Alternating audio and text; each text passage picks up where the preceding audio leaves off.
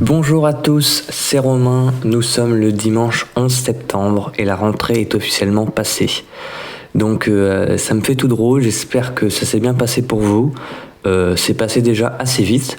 Et dans cette vidéo, du coup, je vais vous faire un petit récapitulatif de cette semaine, matière par matière, avec des arguments et des données un peu annexes que je donnerai au fur et à mesure.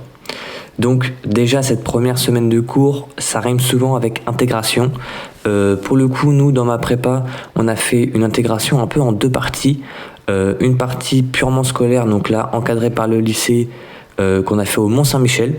Donc super cool, avec des guides, etc. On a fait ça, on a fait la visite du Mont, avec 3 heures de temps libre. Franchement, c'était sympa. On a pu découvrir pas mal de personnes, se rencontrer. Personnellement, j'ai même rencontré des gens qui venaient de ma ville, là où j'ai fait mon lycée. Donc c'est plutôt cool. J'espère que vous aurez rencontré des personnes sympas aussi. Ensuite, j'ai aussi fait une intégration, plutôt une soirée d'intégration avec les deuxièmes années où on m'a désigné un parrain, etc. Mon carré, quoi. Donc je sais pas s'il y a aussi ce système-là de carré dans toutes les prépas. Je trouve ça assez cool parce que du coup ça permet d'avoir des marques et aussi si on a des questions précises, on peut savoir à qui s'adresser. Donc je trouve ça pas mal. Ensuite, c'est tout. Nous, c'était vraiment cool notre soirée d'intégration. Évidemment, ça passe par tous les petits rituels, tous les chants qui sont typiques de la prépa. Je pense aussi qu'on va bientôt s'occuper du pull d'intégration. Ça, c'est assez cool aussi. Je vous le montrerai quand je le recevrai. Ensuite, je pense que maintenant, on va pouvoir s'intéresser plus particulièrement matière par matière. Donc, on va commencer par les maths. Donc, juste avant, je voulais faire un petit global. On n'a pas encore commencé les DS, ni l'école. Ça commencera le 24 pour nos premiers DS. Et pour l'école, je pense que ça sera un peu dans la même lignée. Donc voilà, dites-moi dans les commentaires si certaines prépas vous commencez plus tôt. Je pense que c'est possible ça. Bon, nous, c'est un peu plus tard parce qu'ils voulaient vraiment pouvoir faire ça sur 1 ou 2 chapitres entiers. Donc commencer dès la première semaine, ça aurait été un peu ridicule. Alors, au niveau des maths, on a commencé notre premier chapitre, donc c'est sur les raisonnements de base. Donc c'est là où on apprend, en tout cas on reprend tout ce qui est implication avec des démonstrations et des définitions beaucoup plus précises. Donc c'est assez intéressant. En fait, on va en profondeur de ce qu'on a fait au lycée. C'est-à-dire qu'au lycée, on utilisait déjà certains quantificateurs, mais on ne les connaissait pas réellement. Là, on apprend vraiment ce que c'est pour l'utiliser consciemment avec toutes les définitions pour lesquelles il faut l'utiliser. Donc c'est assez intéressant. Pour l'instant, le niveau reste assez dans la poursuite du lycée. Donc si normalement on était bon en maths au lycée, normalement il n'y a pas trop de problèmes. On a fait un premier DM déjà qui a été déjà corrigé. Ça s'est bien passé. C'était un DM qui était relativement simple, je pense, même pour le niveau de la classe dans sa globalité. Voilà, on a un deuxième DM qui lui commence à être plus compliqué. Donc au fur et à mesure du temps, de toute façon, c'était un peu sûr et certain. Le niveau va s'accentuer et va devenir de plus en plus dur. Donc je vous ferai un débrief si jamais je commence à galérer sur les DM. Ensuite, en culture générale, alors j'ai pas parlé de ma prof de maths. Globalement, je vais pas me détailler pour toutes les matières, mais j'ai que des profs qui sont super bien, des profs qui sont super impliqués. Et là, c'est ça que ça fait vraiment une différence énorme avec le lycée.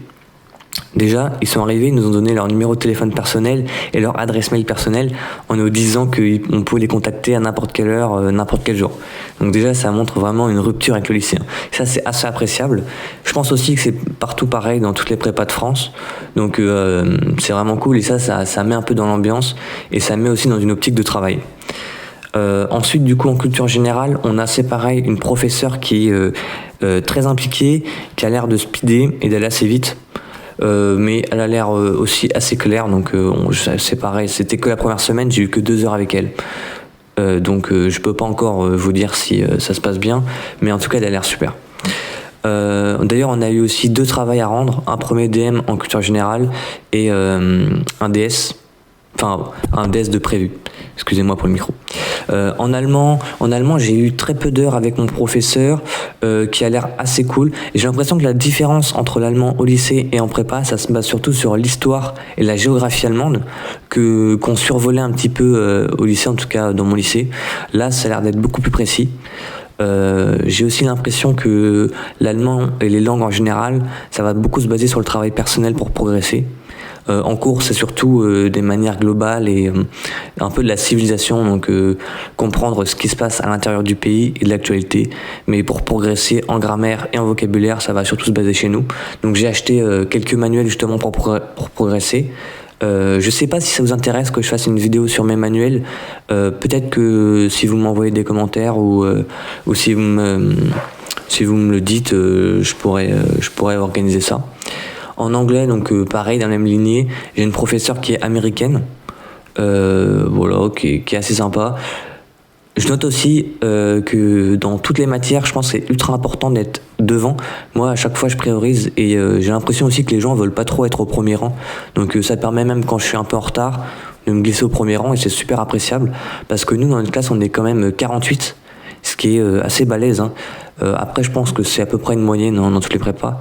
Mais c'est sûr que quand on est 48 tout au fond de la classe en anglais, on n'entend rien. Même en maths, mais en anglais particulièrement. Donc je pense que c'est important aussi d'être au premier rang. Dites-moi dans vos prépas ça justement si vous pouvez être au premier rang, parce que je sais que on a vu dans les prépas parisiennes, tout le monde essaie de se mettre au premier rang et ça va être compliqué. Moi à Rennes, à Châteaubriand, ça passe encore. En ESH, j'ai 2 profs de ESH, un plutôt basé sur l'histoire et l'autre, celui avec lequel j'ai le plus d'heures, ce sera plus sur l'économie pure. Donc ça a l'air super intéressant. Mes professeurs ont l'air vraiment super. Ils vont assez vite. Alors c'est vraiment des cours qui sont assez théâtraux, hein. C'est-à-dire qu'ils parlent mais il n'y a pas trop d'interaction avec les élèves. Après on pourrait s'en douter, on est vraiment beaucoup. D'ailleurs aussi, j'ai une réflexion aussi sur le SH. Est-ce que je vais pas apprendre le PC parce que pour l'instant sur toutes les matières, je suis en support écrit, papier, donc assez complexe. En ESH, il va assez vite. Donc dites-moi en commentaire vous comment vous vous organisez.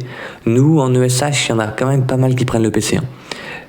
Je vais voir. En tout cas, je pense que c'est pas mal aussi de commencer par le papier pour pouvoir évoluer.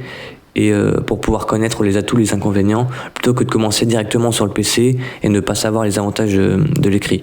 Donc voilà, au moins j'aurais vécu les deux. Si je passe sur le PC, je vous tiendrai au courant si je passe à l'ordinateur.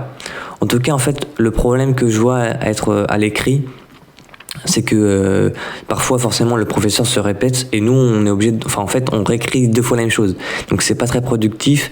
En même temps ça nous perd un peu et je trouve aussi le désavantage du papier c'est que ça fait vite des grandes pages, des grandes quantités à prendre et c'est peut-être pas très agréable pour réviser. Donc bon, pour l'instant j'ai pas un très grand recul mais je vous tiendrai au courant aussi là-dessus. Je fais juste un petit retour, du coup là je suis passé sur toutes les matières. Un petit recul sur mon emploi du temps. La vidéo que j'ai faite la semaine dernière, justement, je vous présentais mon emploi du temps un peu idéal. Alors déjà, je vois des choses qui vont bien et des choses qui vont moins bien. Les choses qui vont bien, c'est se lever tôt. Se lever tôt à 6h25, ça je maintiens, c'est super.